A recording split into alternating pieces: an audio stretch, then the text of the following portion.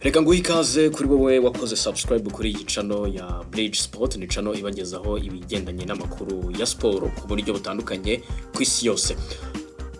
Kuri uyu wa gatanu rero turi twitariki 3 Ugushyingo 2023, ni Sports Update, nitwa Shadadi Habimana. Kuri uyu wa gatanu rero nta bintu byinshi bihari byo kuvuga amakuru agendanye n'imikino. Shampiyona y'ikiciro cya mbere mu Rwanda iragaruka guhera kuri uyu wa gatanu, aho ikipe ya Police Football Club iza gukina n'ikipe ya Gorilla. Umukino uraza kubera kuri Kigali Pele Stadium, niho umukino uza kubera. Police FC ni ikipe ihagaze neza muri shampiyona, dore ko hashize imikino igera kuri 4 ikipe itaratsindwa. Police Football Club y'umutoza Amashami iraza gukina n'ikipe ya Gorilla. Umukino uheruka yarawutsinzwe, n'umukino wari uvuzwemo n'amahane menshi atandukanye. Gorilla mu mikino imaze gukina muri shampiyona ntiratsinda umukino n'umwe, imaze gutsindwa imikino 2, indi yose isigaye yarayinganyije. Ubwo rero nuko bihagaze. Mugiye ku munsi w'ejo ku kibuga cy'Ingoma, ikipe ya Rwamagana City izaba yakiriye ikipe ya APR Football Club. Umukino uheruka ngira ngo murabizi ko yanganyije n'ikipe ya Rayon Sport, n'umukino abafana batavuzeho rumwe ku mpande zombi. Bamwe bakavuga ati Muhireke byagomba guhabwa ikarita itukura, abandi bakavuga bati umukinnyi wa APR agomba guhabwa ikarita itukura kubera ko yari umudefenseur wa nyuma yarakoreye ikosa ruvumbu, ariko umusifuzi yaje gufata imyanzuro dore ko aba ahagarariye Imana mu kibuga. Ku munsi w'ejo kandi ikipe ya Musanze Football Club ku kibuga cyayo kuri stade Ubworoherane izaba yakiriye ikipe ya Kiyovu Sport, umukino ukomeye cyane muri shampiyona, dore ko Musanze n'ubu ikicaye ku ntebe ya mbere. Bamwe bakaba baratangiye kwigereranya n'Inzovu, ariko Musanze kavuga ko ibintu byayo bitwara gake. Kuri stade Umuganda kandi ku munsi w'ejo ku isaha y'isakena n'ubundi ikipe ya Marine zakina ikipe y'Amagaju y'Inyamagabe. Nyika Kamagaju n'ubundi ari buraragiye cyangwa se akazinduka ku munsi w'ejo anyaruka yerekeza mu karere ka Rubavu.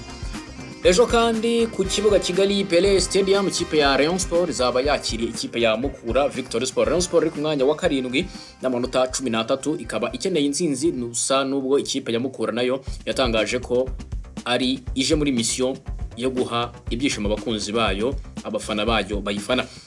Ku cyumweru kuri stade y'akarere ka Ngoma ikipe ya Etoile de l'Est ikaba nayo izaba yakiriye ikipe ya Gasogi United. Gasogi United nayo ni ikipe imaze iminsi itwara neza, ariko mu minsi ishize yari yabonye amanota 3 yongera kugaruka on track. Ku cyumweru kandi ikipe ya AS Kigali kuri Kigali Pele Stadium izakira ikipe ya Sunrise y'umutoza mushya Jackson Mayanja wahawe akazi muri ikipe ya Sunrise. Ku cyumweru kandi kuri stade Umuganda ikipe ya Etincelle izaba yakiriye ikipe ya Bugesera. Nuko nguko rero bihagaze muri Rwanda Premier League, shampiyona y'ikiciro cya mbere mu Rwanda. Hanyuma hari ibitaravuzwe muri dosiye ya babana bakuwe mu ikipe y'igihugu y'abatarengeje imyaka 15. Ikinyamakuru rero cyitwa Igihe cyanditse ko ikipe y'igihugu y'abatarengeje imyaka 15 yamaze guhaguruka i Kigali ku mugoroba, ukaba nkeka ko bageza ni Kampala. Imikino ikaba izatangira rero ku munsi w'ejo ku itariki 4 ikazageza ku itariki 18 Ugushyingo. Rero Amavubi y'abasengeje imyaka 15 yavuzweho byinshi kuva atangiye umwiherero, ariko icyagarutswe cyane n'ikibazo cyo kubeshya imyaka cyatumye abarenga 6 basezererwa. Ibi byakurikiye kandi kwirukanwa kwa rushinzwe ubuzima bwa buri munsi bw'ikipe y'abato. Uyu no mugabo witwa Ntarengwa Aimable, uyu yashinjwe uburangarane mu gukemura ikibazo cy'ababeshye imyaka. Uyu rero akaba yarasimbujwe uwitwa Nsabimana Jean Claude, uyu bakunda kumwita Bakusantile, yasimbuwe ku wa gatatu. Iki kinyamakuru rero cyitwa Igihe cyakoze icukumbura cyamenye ko mbere ko Amavubi yateje imyaka 15 atangira umwiherero ku itariki 24 Ukwakira, ni ukuvuga ko hagiye gushira mu by'ukuri icyumweru n'iminsi nk'ingahe irenga. Nuko urumva ko turi ku itariki 3 kandi hashize mu by'ukuri iminsi navuga muna yari ukwezi n'iminsi 11 yari ishize. Ishimwe ry'umupira w'amaguru mu Rwanda ryamaje gufata urutonde rw'abana bahamagawe iri shyirahamwe rirwohereza mu kigo cy'igihugu gishinzwe indangamuntu kugira ngo imyirondoro yabo isuzumwe. Nita rero ku itariki 16 Ukwakira yagaragaje umwirondoro w'umukinnyi muri 25 bari bahamagawe, kuko harimo abo imyirondoro yabo itabonetse. Harimo uwitwa Genimana Eric na Mutabazi Buhari, abakaba bakinira Nirisariki Academy. Hakazamo kandi Nsengumuremyi Arafa na Ishimwe Fred bakina mu ikipe ya Mahembe. Ikigo cy'igihugu gishinzwe irangamuntu kandi kitabashije kubona ababyeyi bakomokaho ndetse n'igihe bavukiye. N'abandi rero barimo uwitwa Ankonkwa Cyuzuzo Isaac uyakina muri Spring Hope. Hakazamo Babizerimana Olivier uyakinira The Winners na Nahimana Angelo ukina mu ikipe yitwa Ushindi. Harimo kandi n'abandi byagaye ko bafite umwirondoro urenze umwe. Abo bakaba barimo Ukwibishaka Mustakim uyakina mu ikipe ya The Winners. hari aho byagaragaye ko yavutse mu mwaka w'2006, ahandi bikagaragara ko yavutse mu mwaka w'2005 ndetse na 2008. Undi rero yitwa Bahati Jibril Arafat, uyu we ntabwo yigeze yemererwa kujya mu kipe y'igihugu nyuma y'abandi, nyuma yo gusanga ko hari bigaragara ko yavutse tariki 22 Ugushyingo 2004, naho yavutse ku itariki 10 Nyakanga 2007. Ibintu bikomeye cyane. Ibi rero byaje gutumwa n'ubundi hari abakinnyi bakurwamo, bakuwemo muri iyi kipe.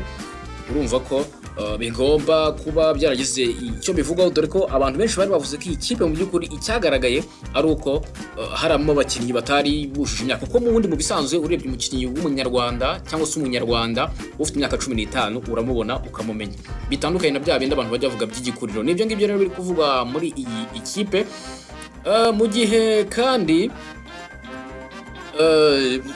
mu minsi yashize mwabonye ko CAF yashyize hanze urutonde rw'abakinnyi bazatorerwamo bazahabwa ibihembo bitwaye neza ku mugabane wa Afurika. Ni CAF Award, ni igihembo gisanzwe n'ubundi gitangwa n'ishyirahamwe ry'umupira w'amaguru ku mugabane wa Afurika, ni Confederation Africaine de Football.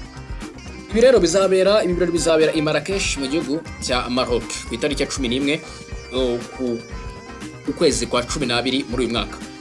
Senegal rero nayo yari yatangaje ko yifuza kwakira ibirori, ariko biza kurangira ibi birori bihawe kwakirwa mu gihugu cya Maroc. Abanyasenegal ntabwo babyakiriye neza, amakuru avuga ko n'ubundi batigeze babyishimira, bakavuga ko CAF iri gutonesha igihugu cya Maroc. Ibintu rero bikomeje kuba bigorana cyane. Reka mpite rero nanerekeza ku mugabane w'Iburayi, shampiyona zitandukanye ziraza gukomeza.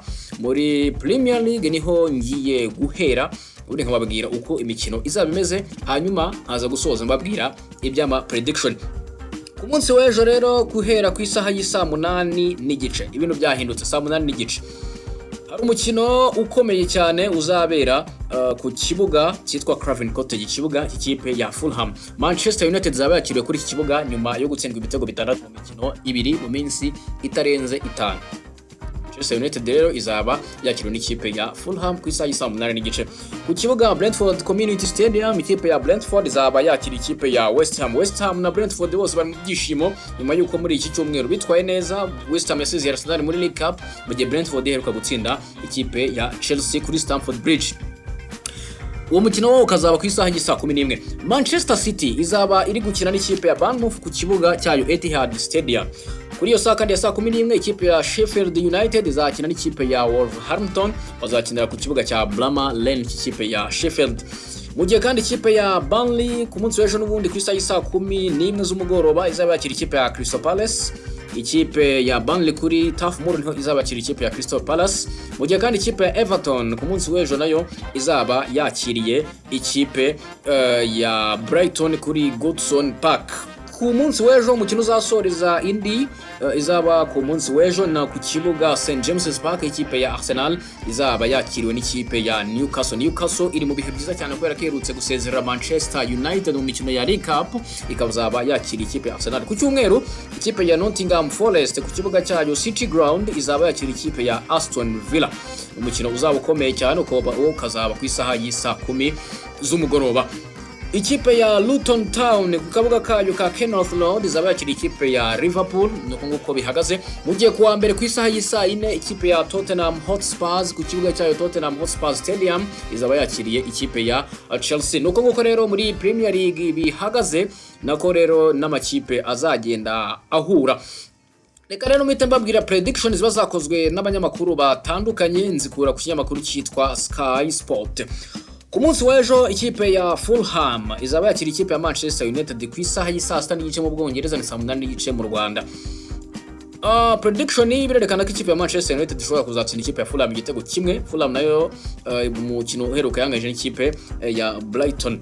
Ubu rero niko bizaba bimeze, niko babivuga. Mu gihe kandi Brentford na West Ham bavuga ko ikipe ya Brentford izatsinda ibitego 2-0, ni prediction. Mu gihe kandi ikipe ya Burnley na Crystal Palace aba predicting bavuga ko ikipe ya Burnley izatsindwa igitego 1-0 na Crystal Palace.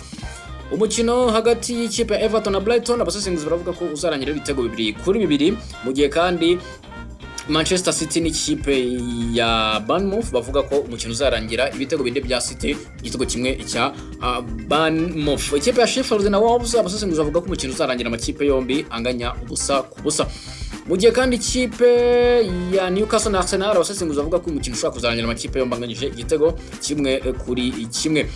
Liverpool izaba yakinnye n'ikipe ya Luton Town, bakavuga ko ikipe ya Liverpool izatsinda ibitego 3-1. Kuwa mbere ikipe ya Chelsea izaba yakira n'ikipe ya Tottenham, abasesenguzi bakavuga ko ikipe ya Tottenham ishobora kuzanyabika Chelsea ibitego 3-0. Mu by'ukuri nizi update zari zihari kuri Bridge Sport, tubafitiye kandi Bridge Inside ku mugoroba tuza kubagezaho. Mukomeze kugira ibihe byiza, ni utarakora subscribe mu by'ukuri nyaruko yikore. Nitwa Shadad Habimana, mukomeze kugira ibihe byiza kandi umunsi mwiza.